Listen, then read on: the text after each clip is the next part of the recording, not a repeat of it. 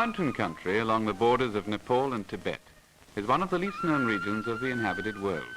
This is why Christoph Heimendorf, who's an anthropologist, wanted to explore it.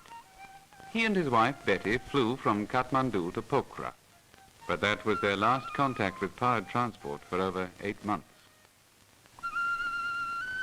The Heimendorfs were making for Tukshe, an important trading center on the caravan route between Nepal and Tibet.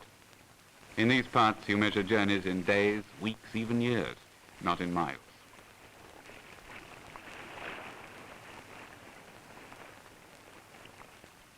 The tracks used by the traders with their caravans of pack animals, their sheep and their goats, follow the rivers. Such bridges as do exist are often no more than a couple of logs which get swept away when the monsoon rains flood the rivers, or else crazy affairs of rope and bamboo.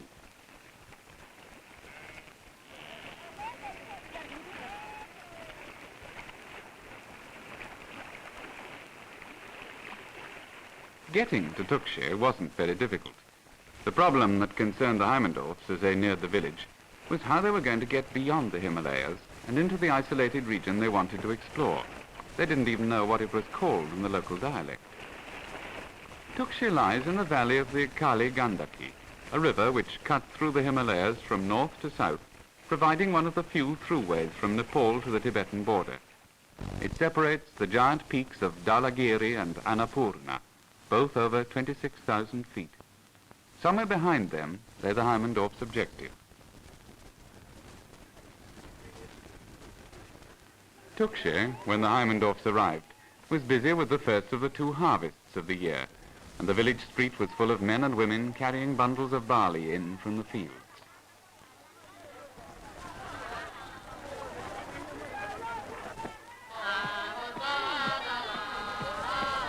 The next stage of their journey would certainly take time to organize, so the Heimendorfs installed themselves in a house in the village, flat-roofed like all the others, with a ladder leading up from the courtyard below. On similar roofs all round, their neighbors were threshing and singing as they worked, beating the grain with primitive flails made of wood and bamboo.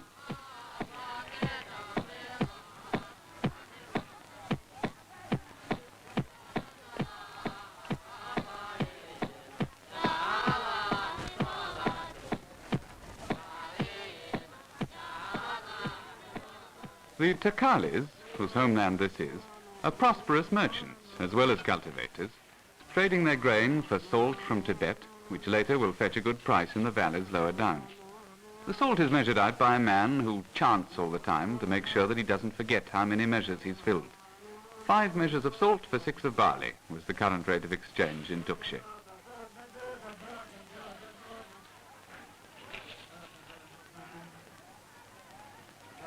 Trade with Tibet has exerted considerable influence on Takali culture, and Buddhism has for long been the dominant religion. To gain merit, rich men arrange for the scriptures to be read aloud in their houses by groups of lamas, each reading from a different book.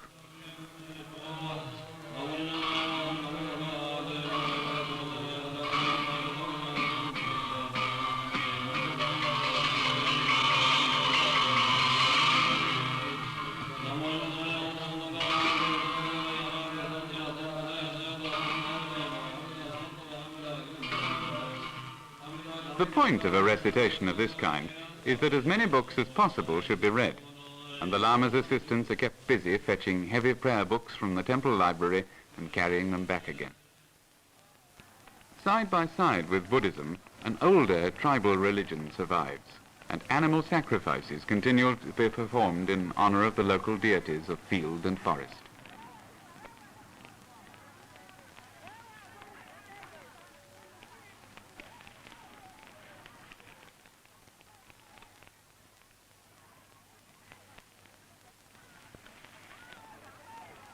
There are no temples for these nature deities, but on specific days the men of a Takali village gather in the nearby forest to attend the sacrifice and afterwards to feast on the flesh of the sacrificial animal.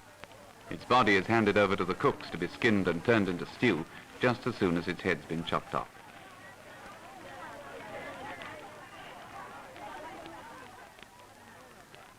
The heads are put on the altar as an offering to the deity, and the priest, who is always a young boy, decorates the surrounding bushes with strips of red and white cloth.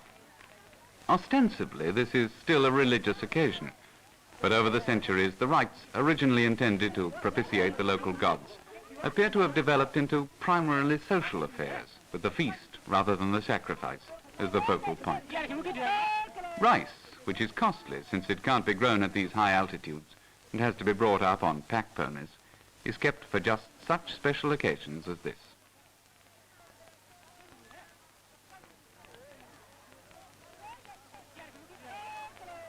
The boy priest, who because he must be a virgin is seldom more than 10 or 11 years old, eats separately.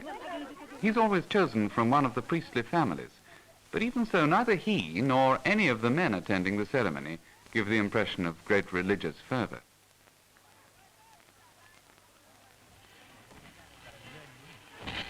Quite different is the Takali's attitude to Buddhism.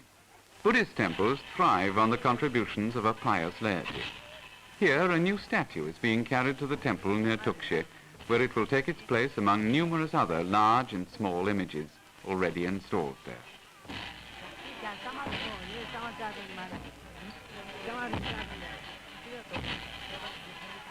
Nuns in pointed red hats take part in the procession. The sound is phenomenal and increases in volume as the procession goes into the temple, and drums and cymbals are beaten to attract the attention of the deities who might otherwise overlook the rites to be performed in their honor.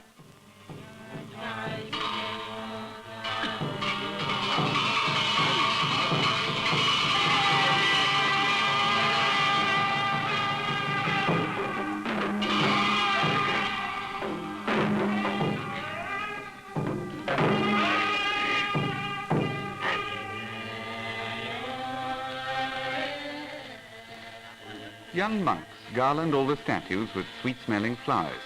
Incense is burnt, and offerings of food and flowers are placed on the altar. Buddhism is a highly sophisticated religion with a strong emotional as well as an intellectual appeal. Tradition and ritual are maintained by well-organized communities of monks and nuns, among them Tibetans, who took refuge in Nepal when they were turned out of their own monasteries by the communists.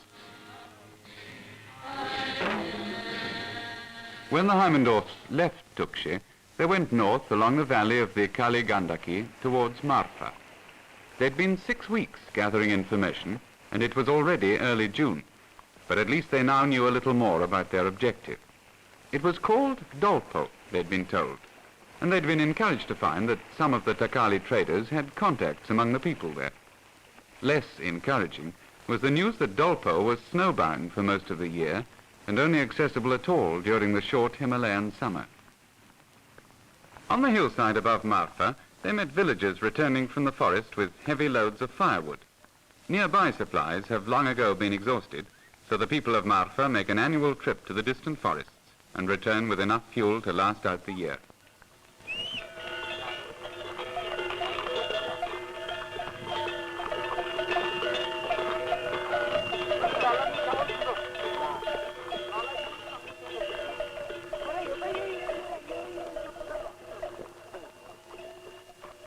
It's a matter of pride for a Takali to have some of last year's wood still stored on his roof when the new supply is brought down to the village.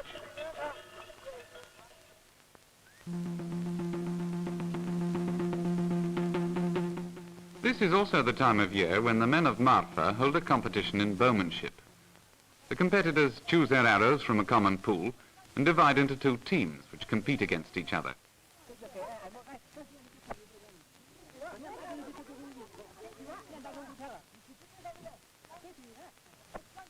The target is an upright board. Any hit on the board counts as a point for the team.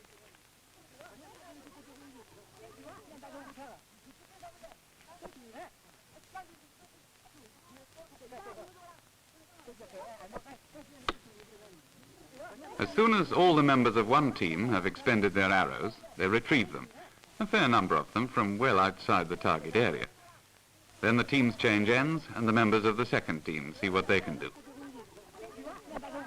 It costs 5 shillings to take part in the competition, and unless someone scores the bullseye, this money is shared by the winning team. When a man does hit the bull, It counts as a personal win, and he's entitled to keep the whole of the prize money himself, which, as everyone else has to pay him 5 shillings, makes him, even if only temporarily, quite a rich man. There are other rewards too for the winner, and when he's collected his prize money, the women offer him a libation of rice beer, or a local spirit called rakshi.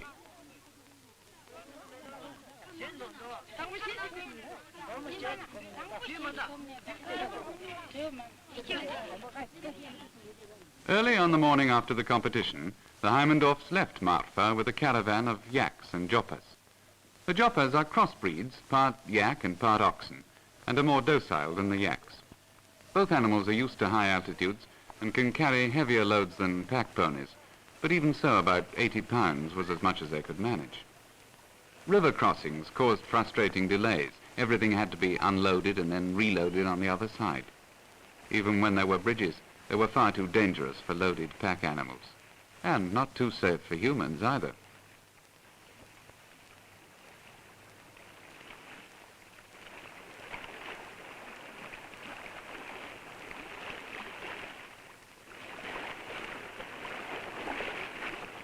Yaks can't be persuaded to cross bridges at all. They much prefer to swim, but joppas can sometimes be led across. The climb up from the rivers was very often almost perpendicular, and as the country grew wilder, there was less and less chance of getting help if things went wrong. Fortunately, the yak drivers knew the route. They'd been up to the fringe of the Dolpo area the year before. June, they said, was certainly the best month to attempt the journey, but even so, it was full of hazards.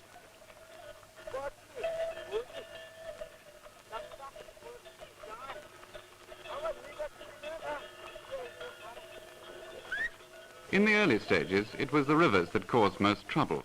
They were raging torrents across which the animals had to be hauled on the end of a rope.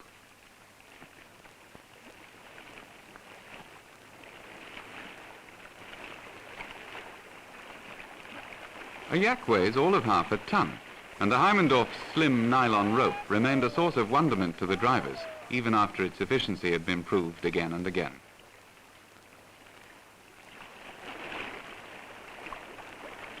There was one bridge that consisted only of loose stone slabs laid across a couple of crooked, rickety poles. No pack animal could possibly cross it.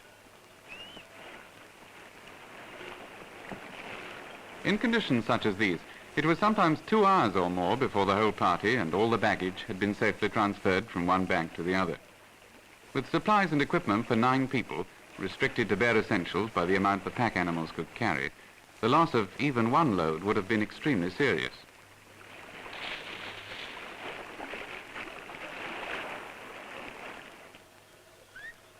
After 8 days of crossing rivers, of climbing up and going down, never once on the level, the Heimendorfs came to a region of high plateau and broad upland valleys. They were now well over 15,000 feet, and vegetation was reduced to grass and a few rock plants. Fuel was scarce, and rations reduced to a little rice, roasted barley flour called tsampa, sugar and tea. Mainly they ate tsampa because it can be mixed with water and eaten without further cooking. At this altitude, water boils before it's hot enough to cook.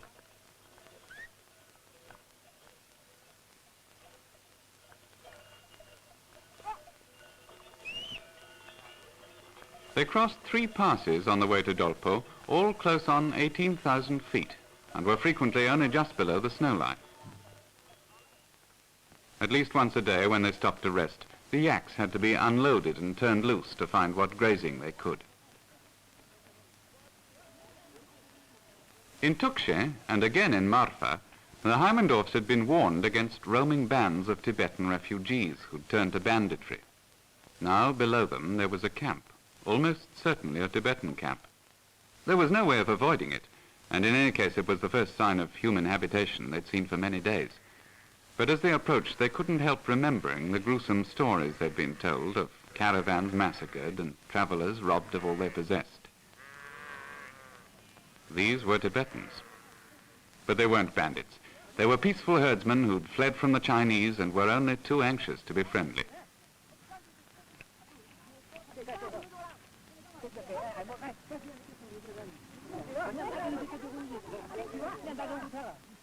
Here in exile, their life was even harsher than in their native Tibet. Many of them were suffering severely from rheumatism and came to ask for medicines. Others complained of stomachache, headaches, or toothache. But more than anything, they wanted to talk, to tell someone about their problems, about the difficulties of finding pastures for their sheep and yaks, about whether or not they should return to Tibet, and what would happen to them if they did.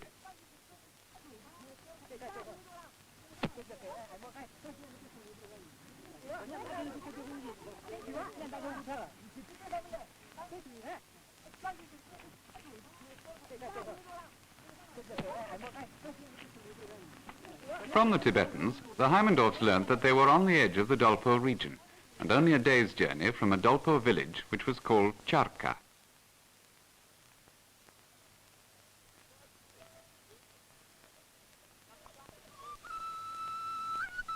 Charka is over 14,000 feet above sea level, which makes it one of the highest permanently inhabited villages in Asia.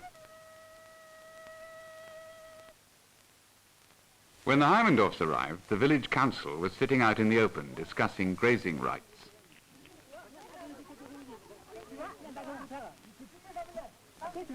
The headman, it seemed, had permitted Tibetan refugees to graze their flocks on village land.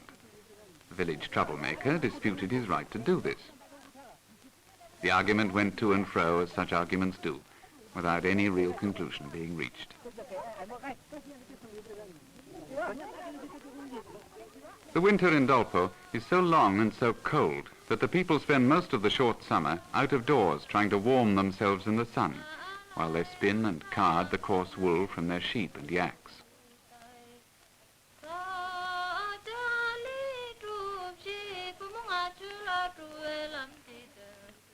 Weaving is women's work, and married women in Dolpo wear headdresses made of brass. The Heimendorfs wanted to buy one, but couldn't, because a Dolpo woman must never take off her brass hat.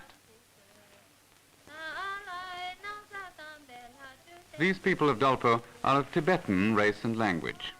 The life they lead is hard and almost medieval in pattern.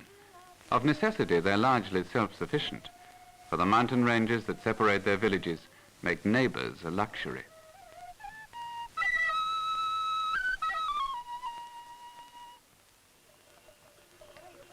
The Heimendorfs spent a month in Dolpo. They'd have liked to stay longer, but they were getting short of supplies, and they wanted to get down to the valley before the late summer rains swelled the rivers, making them, for all practical purposes, impassable. The yak drivers, too, wanted to get home. They'd become very friendly on this journey, and they'd invited the Heimendorfs to stay with them in their village, where they promised them a warm welcome. When they did get to Lubra, the village was in an uproar and far too busy to welcome visitors.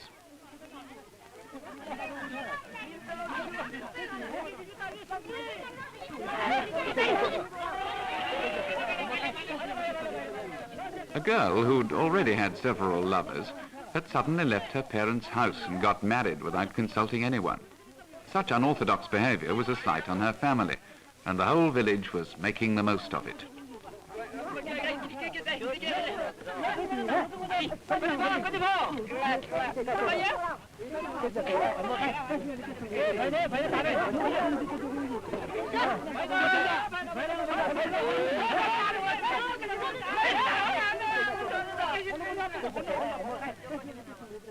It seemed kinder to leave them, and the Heimendorfs pushed on to the neighboring valley of Muktinath, where a fair was in progress. Every autumn, thousands of pilgrims gather in the valley at the site of a famous Hindu shrine. Many of them come from distant villages, and friends who haven't met for a year meet again at the fair, wearing their big ceremonial hats.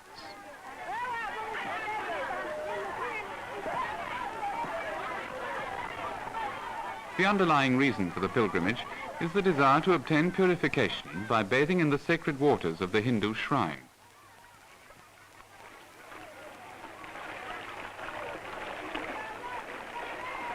Men, women and children, both Hindu and Buddhist, walk round the shrine and pass under each of the 108 spouts, allowing themselves to be drenched in the sacred water. The altitude is 12,000 feet, the water ice cold.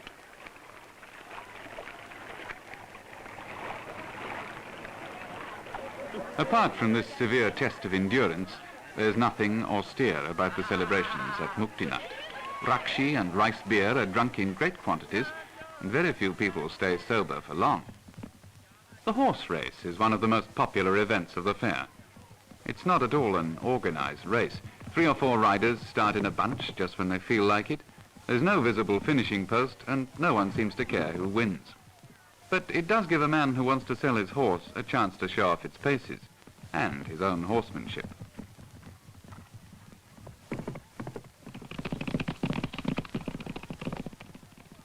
There were a number of falls, none serious, until one man fell heavily and lay very still as the spectators ran towards him. It looked as if he had been badly hurt, but instead of carrying him quietly away on a stretcher, his friends bundled his unconscious body back into the saddle and led him away on his horse.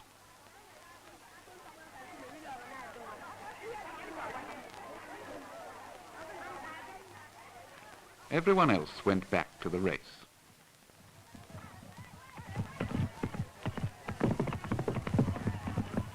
By far the most colourful and dramatic performances in